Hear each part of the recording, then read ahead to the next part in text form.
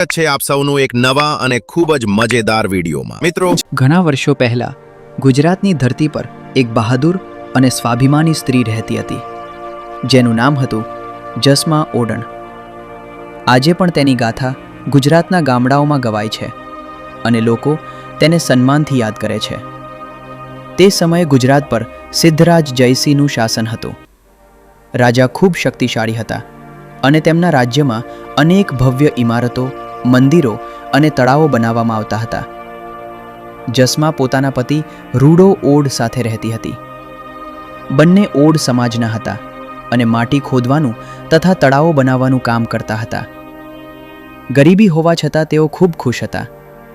તેમના જીવનમાં પૈસા ઓછા હતા, પરંતુ પ્રેમ, વિશ્વાસ અને સંતોષ ભરપૂર હતો. દરરોજ સવાર પડતા જ બંને કામે નીકળી જતા. આખો દિવસ મહેનત કરતા અને સાંજે પોતાના પરિવાર સાથે સમય પસાર કરતા. ગામના લોકો જસમાના સ્વભાવથી ખૂબ પ્રભાવિત હતા. તે માત્ર સુંદર જ નહોતી, પરંતુ દયાળુ, સમજદાર અને સ્વાભિમાની પણ હતી. એક દિવસ રાજા સિદ્ધરાજ જયસિંહ પોતાના સૈનિકો સાથે નવા તળાવના કામની મુલાકાત લેવા આવ્યા. હજારો મજૂરો કામ કરી રહ્યા હતા. રાજાની નજર અચાનક જસમા પર પડી. જસમા માટી ઉપાડી રહી હતી. તેના ચહેરા પર મહેનતનો તેજ હતો. રાજા તેની સુંદરતા અને વ્યક્તિત્વથી ખૂબ પ્રભાવિત થયા. રાજાએ પોતાના મંત્રીને કહ્યું, "આ સ્ત્રી સામાન્ય નથી, તેની અંદર કંઈક વિશેષ છે." થોડા દિવસો પછી રાજાએ જસમાને મહેલમાં બોલાવવાનો સંદેશ મોકલાવ્યો. દૂત જસમા પાસે પહોંચ્યો અને બોલ્યો, "રાજા તમને મહેલમાં બોલાવે છે. તમને રાણી જેવી સુખ સુવિધાઓ મળશે."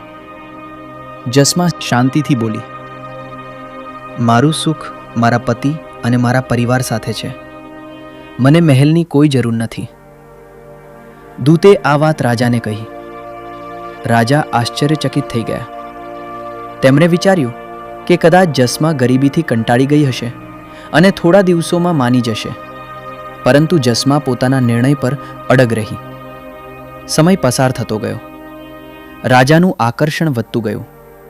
તેમણે ફરી સંદેશ મોકલાવ્યો, "તમે મહેલમાં આવો. હું તમને ધન, દોલત અને સન્માન આપીશ." જસમા હસીને બોલી,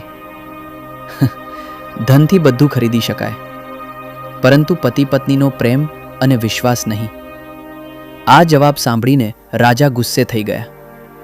તેમને લાગ્યું કે તેમની આજ્ઞાનો અપમાન થયો છે. કહેવાય છે કે રાજાએ બળજબરીથી જસમાને પોતાની પાસે લાવવાનો પ્રયાસ કર્યો. આ દરમિયાન મજૂરો અને સૈનિકો વચ્ચે અથડામણ થઈ. આ દુઃખદ ઘટનામાં રૂડો ઓડનું મૃત્યુ થયું. પતિના મૃત્યુના સમાચાર સાંભળીને જસમા પર દુઃખનો પહાડ તૂટી પડ્યો.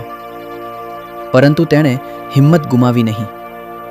તે રાજાની સામે ઊભી રહી અને બોલી, "હે રાજા, તમે તમારી શક્તિનો ગેરઉપયોગ કર્યો છે. તમે નિર્દોષ લોકો પર અન્યાય કર્યો છે. તમારા આ અહંકારનું પરિણામ તમને જરૂર મળશે." જસમાએ રાજાને શાપ આપ્યો, "જે તળાવ માટે તમે આ બધું કર્યું છે, તેમાં ક્યારેય સુખ અને સમૃદ્ધિ ટકશે નહીં." લોકકથાઓ અનુસાર જસમાના શબ્દો સાચા સાબિત થયા. રાજાએ જે તળાવ માટે એટલો પ્રયત્ન કર્યો હતો, તે લાંબા સમય સુધી મુશ્કેલીઓમાં રહ્યું. પતિ પ્રત્યેની પોતાની નિષ્ઠા અને સન્માન જાળવવા માટે જસમાએ પોતાનું જીવન અર્પણ કર્યું. તેના બલિદાનની વાત સમગ્ર ગુજરાતમાં ફેલાઈ ગઈ. આજે પણ જસમા ઓડણને બહાદુરી, સ્વાભિમાન અને અડગ સંકલ્પના પ્રતીક તરીકે યાદ કરવામાં આવે છે.